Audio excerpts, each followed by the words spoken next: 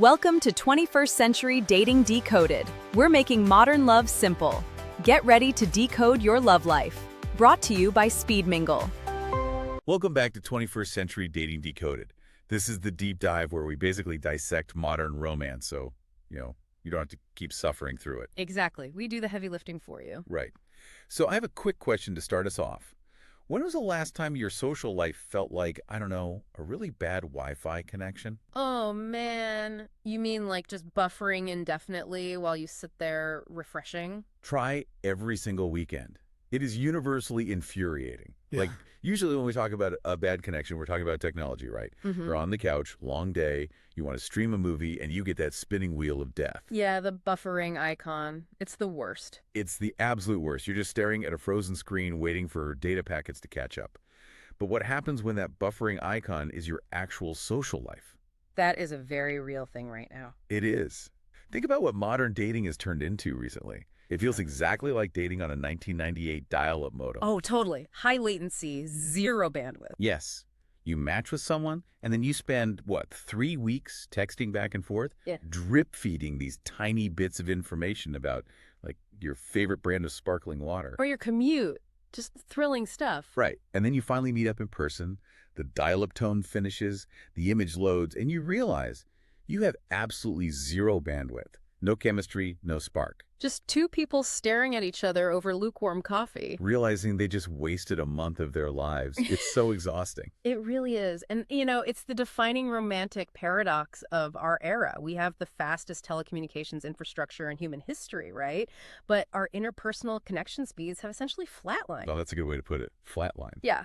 We can send a high-definition video across the globe in milliseconds, but figuring out if we actually enjoy the presence of the person sitting across from us, that has never been more inefficient. And that inefficiency is driving people out of their minds. You can literally feel the collective exhaustion out there. And that's really the mission of our deep dive today. We're looking at a massive society-shifting migration. Hitting the refresh button, basically. Exactly. People are hitting the refresh button on how they meet. We're decoding this complete abandonment of screen-based app fatigue. People are trading it in for highly curated, intentional, in-person experiences. Which is such a relief to see. It is. And to really understand this, we are zeroing in on Nashville and Brentwood, Tennessee, a 615 area code. We're using it as our masterclass case study today. It's the perfect microcosm for this. It really is. We've got demographic data, lifestyle analyses, manifesto statements from local meetups, and even the internal mechanics from event organizers who are actively re-engineering human connection. Stuff like the pop, fizz, and speed mingle at Mere Bowls, which we will definitely get into. Oh, we absolutely will. It is flipping the script on everything. But before we get to how they're fixing it, we have to understand the breaking point.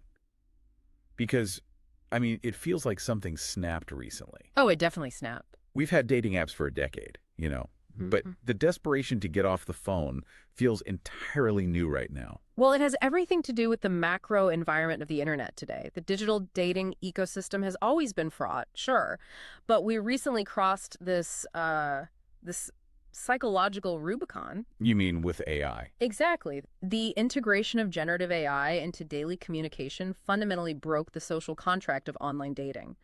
Authenticity online is, for all practical purposes, dead. It's totally dead. It's like the in-person spam folder, but on your phone. Right. When you match with someone today, they are routinely outsourcing their profile curation, their opening lines, even their ongoing banter to language models. Which is wild. It is. You literally do not know if you are texting a human being attempting to be charming or an algorithm optimizing for flirtation based on billions of data points. Yeah.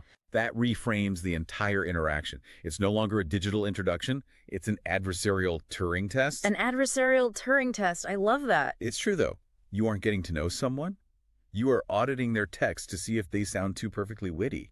It turns your inbox into romantic spam. Which nobody wants. No. Yeah. If I suspect that I am building rapport with a predictive text engine instead of like a 34-year-old architect from East Nashville, My willingness to invest any emotional energy just drops to zero. And the behavioral data entirely backs up your reaction there. Just between 2023 and 2024 alone, organizers reported a staggering 60% surge in attendance for speed dating and in-person connection events. 60%, that is massive. Massive. People are actively fleeing the digital marketplace. Like if you look at the Nashville metropolitan area, you have an ecosystem of roughly 380,000 single people. Wow. And the median age of that demographic is 34. So this isn't a college town trying to find a weekend hookup. Right, these are adults. Exactly. A massive population of adults who are established in their careers, they know who they are, and they are looking around realizing that swiping into an algorithmic void is just a mathematically and emotionally bankrupt strategy. A bankrupt strategy.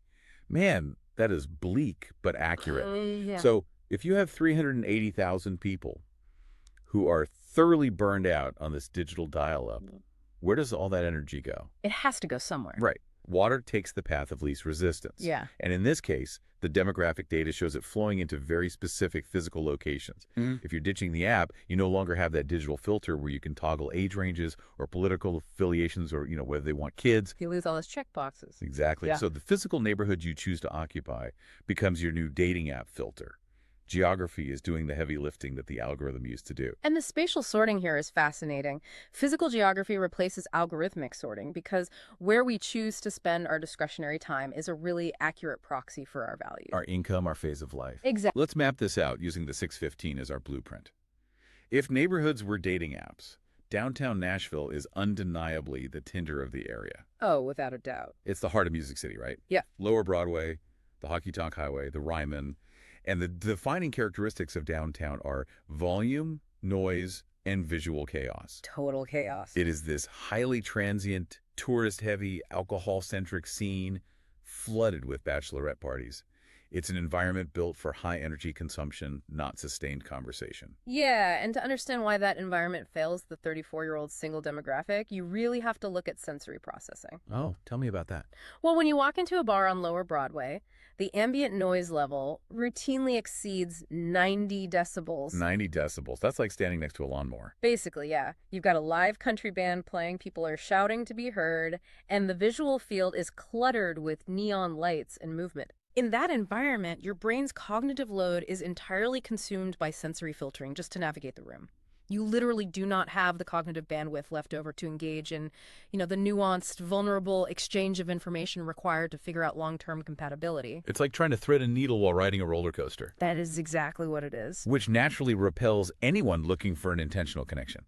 I mean, you aren't going to have a deep conversation about your future goals while someone is spilling a brightly colored slushie on your shoes. No, you are not. So that energy has to migrate. And where we see it migrating in the data is straight south down into Brentwood. If downtown is Tinder, Brentwood operates as the eHarmony of the area. The eHarmony of the 615, I like that. It fits. It is settled, it is intentional, and it is affluent. The demographics are a stark contrast to downtown. The median household income sits at $181,576 tetros. Wow. Yeah. The median age jumps to 43.6 years old.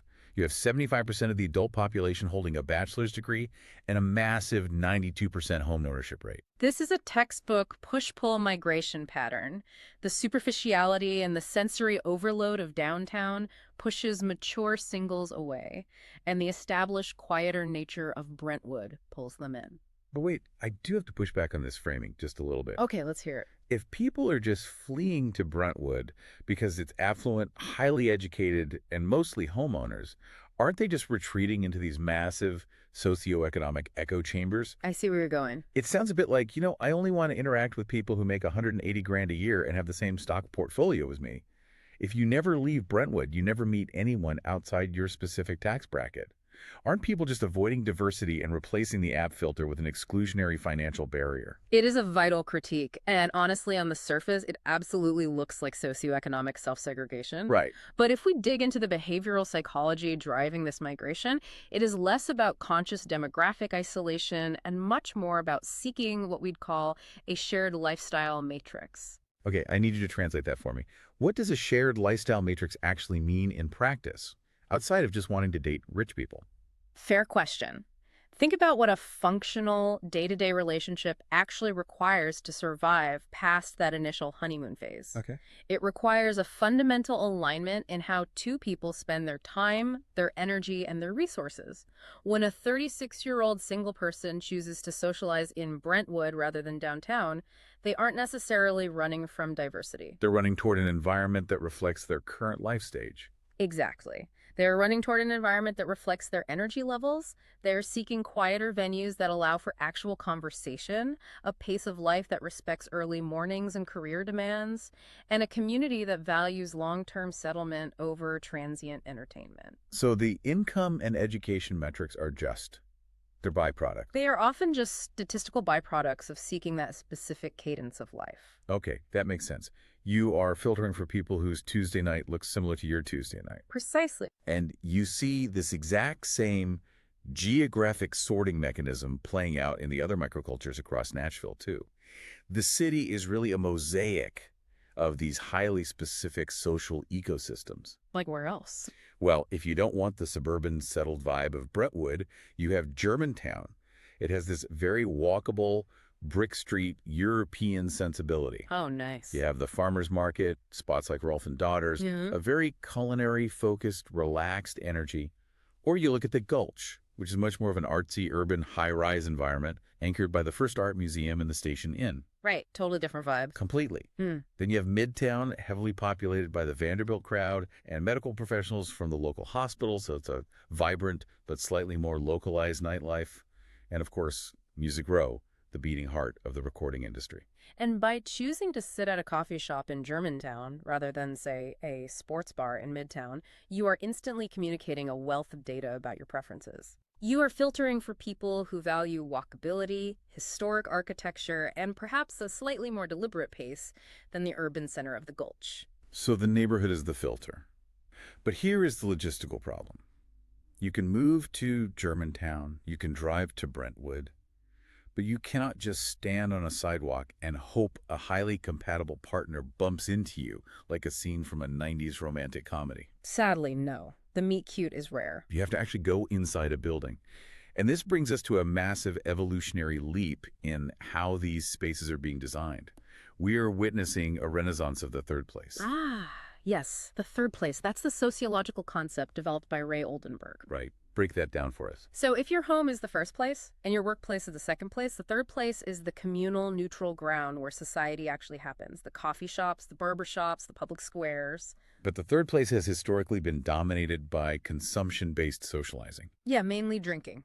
Exactly. Yeah. For the last several decades, adult socializing has basically meant going to a bar and consuming alcohol. Yeah. You sit on a stool, you stare at the person next to you, and the shared activity is just drinking.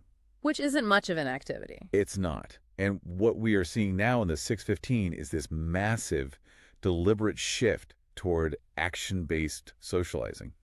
The environment provides an activity that absorbs the awkwardness of the interaction. And the venues driving this shift are brilliant case studies in environmental psychology. They are actively lowering the barrier to entry for human connection by providing a shared external focus. Look at Killjoy in Nashville. Have you seen this place? The booze-free shop. Yes. It's the city's first booze-free beverage shop, and they host sober and social patio happy hours at the loading dock. Think about the mechanics of that. A happy hour, but with zero-proof craft mocktails. That's a huge shift in the culture. Huge. Or take the Raven Book Lounge in Brentwood. It is explicitly designed as a sanctuary. You go there to sip a mocktail or a glass of wine while reading among bookshelves. You are not shouting over DJ. Right. You're sitting in a comfortable lounge, engaging in parallel play. Parallel play, yes. Like toddlers, but for adults. You read your book, they read their book, and occasionally you chat.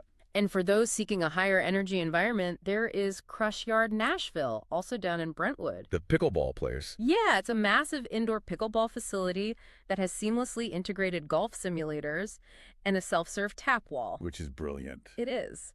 You also have the Brentwood Country Club, acting as an affluent social hub with its patio room and aquatic center. Pickleball is everywhere right now, but it makes so much sense in this context. It's accessible, it's active, it's slightly goofy, which breaks the ice immediately. You can't take yourself too seriously playing pickleball. No, you really can't. But why is this so much more effective than just meeting someone at a regular bar? What is happening on a psychological level when you replace a consumption-based environment with an action-based one like Crush Yard or the Raven Book Lounge. Well, what these action-based environments generate is something I call clean data. Clean data. Okay, contrast that with dirty data. Right, so this is the core advantage over digital dating. Online dating profiles are notoriously full of dirty data. A profile is a highly curated, often manipulated, and sometimes entirely fabricated projection of how someone wants to be seen rather than who they actually are. True. And even in a traditional bar setting, the data is dirty because alcohol alters the neurochemistry of the interaction. Oh, absolutely. Inhibitions are artificially lowered, social anxiety is temporarily masked, and behavior is fundamentally altered. You aren't meeting them, you're meeting their alcohol-lubricated representative. Precisely. But when you engage in action-based socializing, the data is remarkably clean. Because they're just being themselves. Yes. When you watch someone play a game of pickleball, you are receiving an immense stream of unvarnished behavioral data. How do they handle losing a point? Do they encourage their partner, or do they get overly competitive and sulk? Do they yell at the ref? Exactly. How do they treat the staff at the self-serve tap wall? When you are at the Raven Book Lounge, how do they carry themselves in a quiet room? Do they respect the space, or are they loud and disruptive? You are observing their baseline operating system in real time. I love that. Let me try an analogy here. An online dating profile is essentially a highly edited movie trailer. Oh, I like this. It shows you the best explosions, the funniest jokes, the most flattering lighting, and it almost always misrepresents the actual plot of the movie. Always. But doing an activity together, like attending the First Bank First Saturday Art Crawl downtown, is like sitting down and watching the actual movie unfold. Yeah, you see the whole picture. You experience the pacing, the slow parts, the real dialogue. You see how the narrative actually holds together without the rapid-fire editing. That is exactly the distinction. Furthermore, action-based environments inherently lower what psychologists refer to as the social firewall. The social firewall. Yeah, when two people are sitting face-to-face across a table at a coffee shop, the expectation of continuous, engaging eye contact and sparkling conversation creates immense pressure. It's terrifying. But when you are both focused on a shared external task, whether it's analyzing a painting at an art crawl or returning a serve in pickleball, the task absorbs the pressure. The silences are no longer awkward. They are just part of the activity. That makes total sense. The pressure is directed at the object, not the person. But here's the logistical trap that I think a lot of people fall into. What's that? We talk about these great venues, but what if you don't naturally bump into someone? What if you are inherently shy or introverted? You can't just wander around a bookstore or a pickleball court waiting for someone to drop their paddle so you can swoop in. Right, that feels predatory. It really does. How do people actually initiate contact in these spaces without feeling like a creep walking up to a stranger? This is exactly why the physical infrastructure, the venue, is only half the equation. The other half is the social infrastructure. The organizers. Yes. We are seeing a massive rise in highly structured, intention-driven social groups that utilize these venues but act as the central organizing force. Organizers who are actively engineering the environment so you don't have to guess if someone wants to be approached. Exactly. The data we pulled on local meetups provides an incredible window into this. Look at a group called the 40+ Christian Singles Society, run by Therese Baker Bell. Her manifesto for the group is incredibly revealing. What does she say? She writes that she's a divorced mom, her kids are off to college, and she wants to explore Nashville. But she explicitly puts in bold letters. This is not a dating site. Bold letters. Bold letters. She explicitly states she wants a safe environment without the pressure of clubs. So she organizes bowling nights at Pinewood Social or group hikes at Radnor Lake. By explicitly stating this is not a dating site, Therese is masterfully dismantling what we call the evaluative threat. The evaluative threat. Okay, walk us through the mechanics of that. Why is that threat so paralyzing? When an environment is labeled solely as a dating event, the psychological stakes for every participant become astronomically high. Every single interaction is loaded with evaluative threat. Like an audition. Exactly. When you speak to someone, your internal monologue is racing. You're thinking, are they judging me? Am I failing this audition? Am I attractive enough? Could this be my future spouse? That is so much pressure for a Tuesday night. It is. When the only acceptable outcome of the evening is finding a romantic partner, human defensive shields immediately deploy. People act unnaturally. They become stiff, they overcompensate, they agree to things they don't actually like just to seem more agreeable. It triggers a mild fight-or-flight response, Exactly. which is exactly why traditional dates feel so exhausting. Yeah. You are essentially doing PR for yourself for 2 hours stay. Yes, personal PR. But by framing the group as a society for friendship and hiking, she removes that entire layer of stress. The evaluative threat drops to zero. The stated goal is simply to hike Radnor Lake and enjoy the outdoors. If you accomplish that, the day is a success. If two people happen to connect and fall in love, it is a byproduct of the environment, not the mandated goal. Right. They were allowed to just be normal humans first, providing that clean data we discussed earlier, before ever having to decide on romantic compatibility. You see the exact same principle in Sachin Joshi's group, Active Singles Nashville. The activities they choose are brilliant for outward focus. What kind of stuff do they do? They organize St. Jude charity walks. They play ballad bingo at Game Terminal. They host board game afternoons at the Green Hills Library. Oh, that's smart. Right. If you were doing a charity walk, the entire focus of the group is outward, on the cause. It builds communal solidarity first and romance second. You are side by side, not face to face.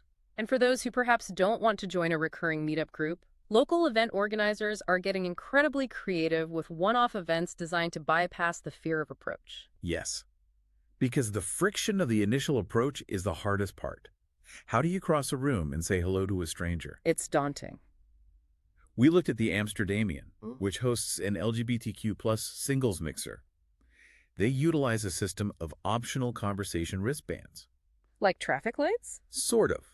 Different colors signal exactly what kind of interaction you are open to, or what you are looking for. It completely removes the guesswork. You don't have to wonder if someone is open to being approached. They are literally wearing a green light. That is so efficient. And then you have the resurgence of lock and key events, which I find endlessly fascinating. Oh, the ultimate gamification of social introductions. Yes. You walk into the venue, and the organizers hand all the women padlocks, and they hand all the men keys, or however they choose to structure the distribution. Okay. Your only objective for the entire evening is to walk up to as many strangers as possible and see if your key opens their lock. If it does, you go to a desk and win a raffle prize. It sounds so silly on paper. It does. But it is genius. It forces you to initiate contact with 50 different people without ever having to think of a clever pickup line. The game is the pickup line. What the game provides is social permission. Social permission, I like that. The fear of rejection is bypassed because you aren't approaching them to ask them out. You are approaching them to complete the mechanism of the game. It's a socially sanctioned intrusion. Right. Once the lock is tested, you have already broken the physical barrier, you have shared a brief moment of anticipation, and transitioning into a natural conversation is infinitely easier. And there are groups tailoring these experiences to every comfort level. If you want something highly intimate, there is Folks Table. They organize one-night-only dinner parties with complete strangers at different spots across Nashville. You break bread with people you've never met. That takes some courage, but it sounds amazing. Or look at Matchmaking Nashville. They run events with names like Mix, Mingle, and Maybes, and Flirt and Flow. But my absolute favorite detail from their events is a mechanic they use called the wingman pitch. Oh, this is fascinating. At a certain point in the night, you can get on a microphone for exactly 1 minute and pitch your single friend to the entire room.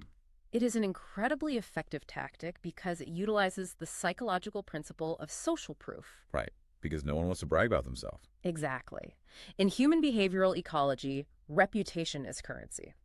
When a trusted friend gets on a microphone and speaks highly of someone's character, their loyalty, or their humor, it carries exponentially more weight than that person boasting about themselves. Self-promotion triggers skepticism. While third-party endorsement triggers curiosity. Plus, it injects a massive amount of levity and communal support into the room. It turns dating into a team sport instead of a solitary slog.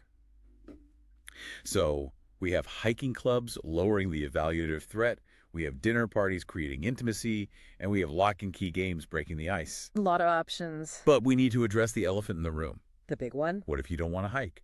What if you don't want to play a board game at a library? What if you just want to get to the point? Exactly. What if you were a busy 36-year-old professional? You know exactly what you were looking for, and you want a highly efficient, direct way to evaluate romantic partners without the ambiguity of a friendship-first bowling night.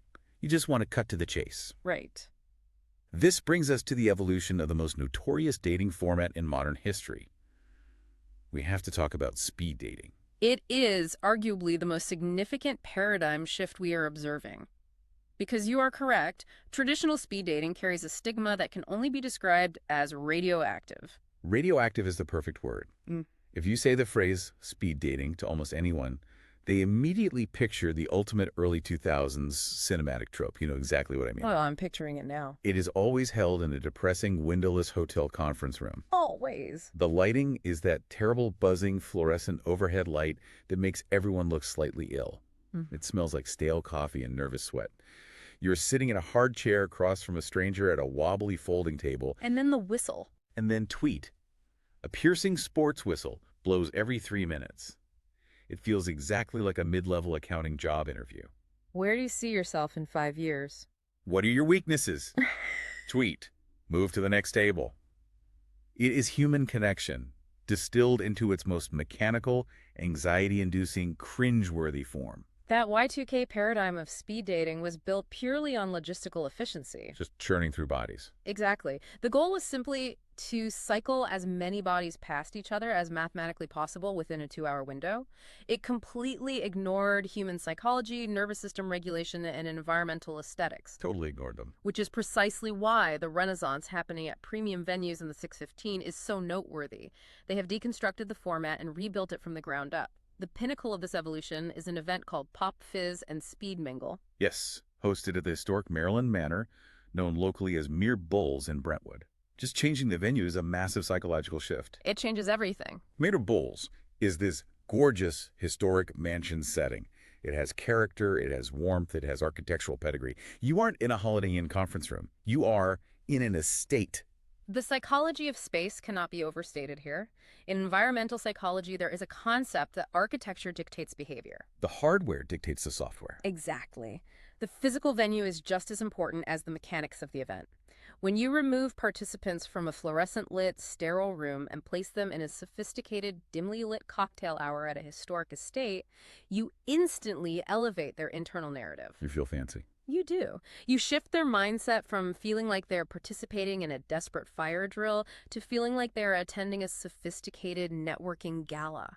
Their posture changes, their vocal tone lowers, and their confidence increases. The ambience creates the reality. And the organizers are hyper-aware of the language they use, too. They explicitly instruct attendees and staff not to use the word date. Oh, that's smart. What do they use? They insist on calling it a connection. Because, as we discussed with the meetup groups, the word date immediately triggers that evaluative threat.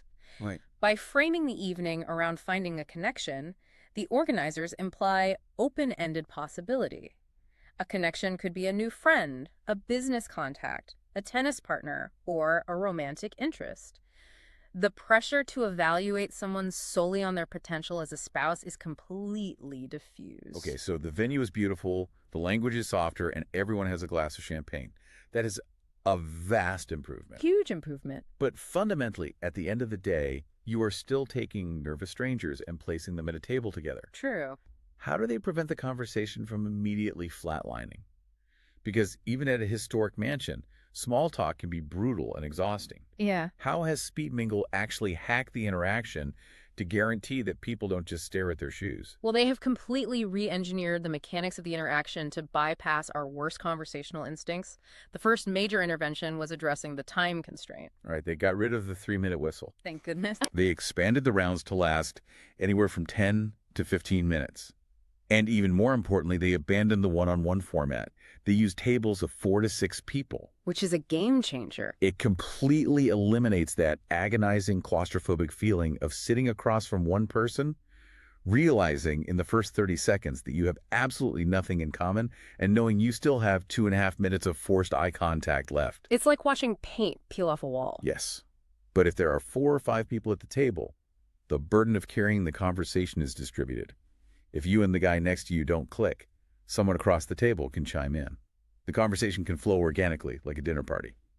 Expanding the time frame and the group size is crucial. I mean, a 3-minute interaction only allows time for the exchange of basic demographic data. Name, rank, and serial number. Exactly. What is your name? What do you do for work? Where do you live? It is an interrogation. A 15-minute interaction, particularly within a group dynamic, allows for actual narrative storytelling. You can tell a funny anecdote, you can react to someone else's story, you can demonstrate your sense of humor. But, as you rightly point out, even with 15 minutes and a group of people, nervous humans will almost always default to what we call the conversational death spiral. Oh, the death spiral is so real. What do you do for work? I'm in software sales.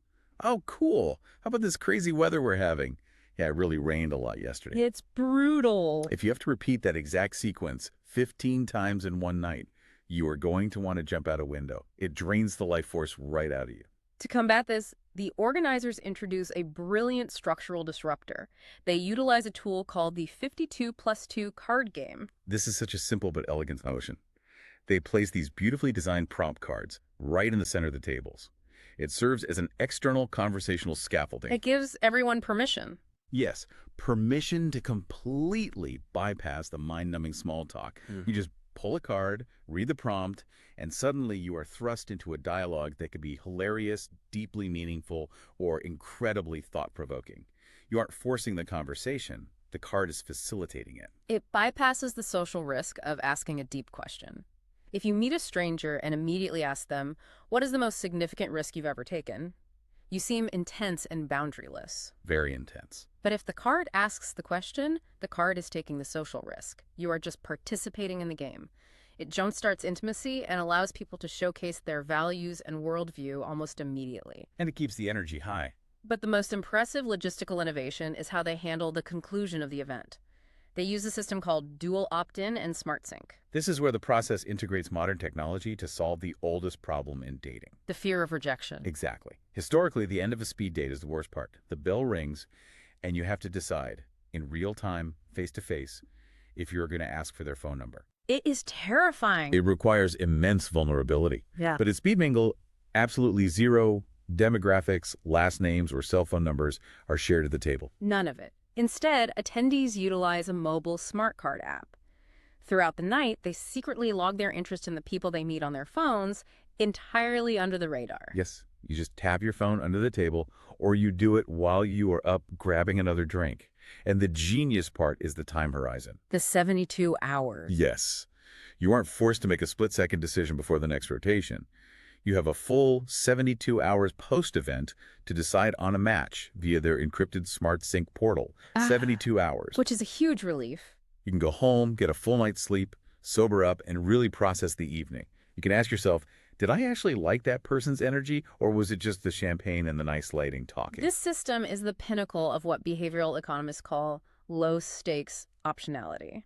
The psychological relief provided by this mechanism is immense. You never have to reject someone to their face. That's the best part. And crucially, you never have to endure the humiliation of asking for a number and being turned down in public. The system only connects you if both parties opt in independently over those 72 hours. It puts control entirely in the hands of the attendee, ensuring physical, emotional, and digital safety. It surgically removes all the cringe and anxiety of traditional dating. Yeah. You are combining the undeniable biological efficiency of face-to-face chemistry because, let's be honest, within 5 minutes, if you are attracted to someone's physical presence, You definitely do. with the safety, boundaries, and asynchronous processing power of modern tech. And the absolute best part, the system lets you categorize your opt-in. Oh, right. The different levels. Yeah, you can choose to connect for romance, for friendship, or purely for professional networking. If you meet a woman and there is zero romantic spark, but she works in commercial real estate and you are looking for office space, you just click professional connection. That's so efficient. If she agrees, you get her LinkedIn instead of her personal number. It's a frictionless networking engine. It entirely redefines the purpose of the gathering. It ceases to be a meat market and becomes a sophisticated community-building engine. You are expanding your entire social and professional portfolio in a highly efficient, dignified manner, surrounded by people who have also self-selected to be intentional about their connections. So what does this all mean when we zoom out? We've traced this incredible migration. We started with the frustration of the dial-up digital dating world. App fatigue. We watched that frustration push people out of the chaotic, volume-based bars of downtown Nashville.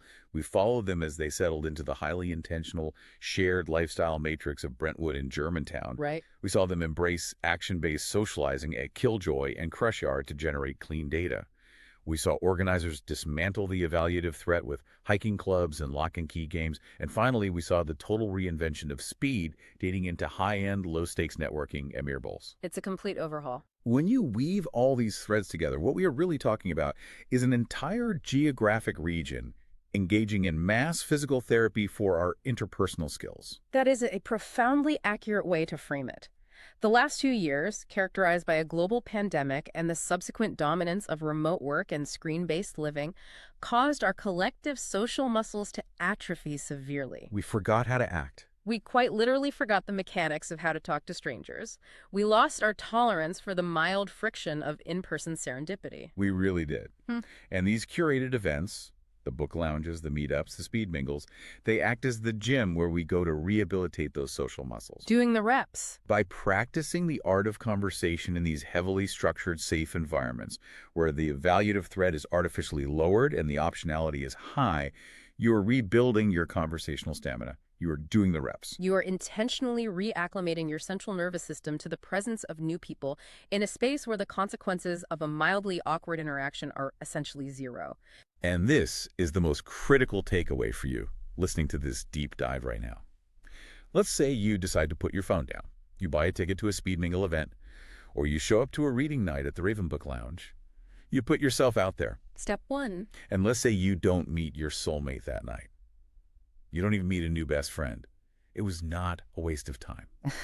Because by simply showing up and engaging, you are building quiet confidence. You are practicing the terrifying art of being perceived by others. And that matters. It matters so much. And because you did the reps in that safe environment, maybe next Tuesday you'll have the internal bandwidth and the confidence to strike up a natural, charming conversation with a complete stranger in the produce aisle? Or at a coffee shop in Germantown. Exactly. You aren't just looking for a date. You are upgrading your own internal social bandwidth so that when serendipity does happen, you are actually capable of engaging with it. You know, if we extrapolate this trend and look toward the future, it raises an incredibly important and perhaps slightly unsettling sociological question. Oh, lay it on me. If society as a whole continues its current trajectory of heavily outsourcing its romantic and social curation to artificial intelligence, predictive algorithms, and screen-based filters, Right. what happens to our inherent biological instinct for detecting human chemistry? Like any biological function, if we do not exercise that muscle, does it eventually disappear? Oh, wow. Will future generations view the concept of in-person serendipity, the simple, chaotic act of just meeting a stranger in the wild and feeling an inexplicable spark, not as a normal, everyday part of the human experience, but as a premium luxury experience? Luxury good. Yeah, a curated, ticketed event that only a privileged few can afford the time, the resources, and the social bandwidth to participate in. Wow. In-person serendipity as a luxury good. That is a heavy, slightly dystopian thought to chew on. It is. But it makes these real-world connection events in places like Brentwood seem not just fun or a good way to spend a Friday night, but culturally vital.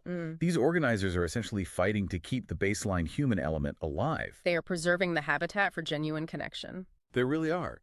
So we have to ditch the dial-up mentality. We have to get out of the diagnostic, muddy waters of the apps and get back into the real physical world, even if it is a little messy at first.